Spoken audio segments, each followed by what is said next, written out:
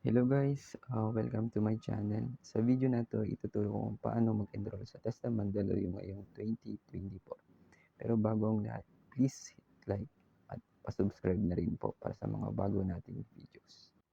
Simulan po natin sa mga basic requirements. Number 1, latest barangay clearance. Number 2, birth certificate. Number 3, if married po, kailangan natin ng marriage contract. Number 4, photocopy of vaccination card. Kahit yung booster na lang po, pwede po yun. At number 5, 2 pieces passport size photo with white background. Ang address po ng TESDA Mandaluyong ay sa may Acacia Lane. Pwede po tayong sumakay ng jeep na may karakter lang, stop and shop.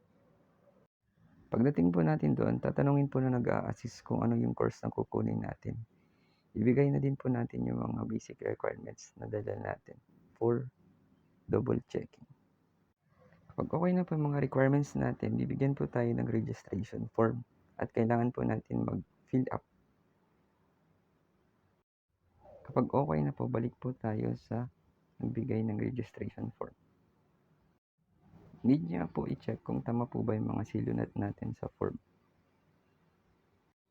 Kapag okay na po, pupunta po tayo sa cashier para magbayad ng 150 pesos.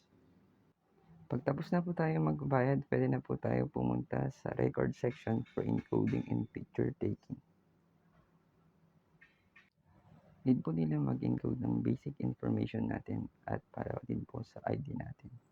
And last po, ibibigay po nila yung admission slip natin. Double check po natin kung kailan ang pasok natin at schedule po natin kung hapon ba o umaga. Kung may katanungan po kayo, comment below. Maraming salamat po at thanks for watching.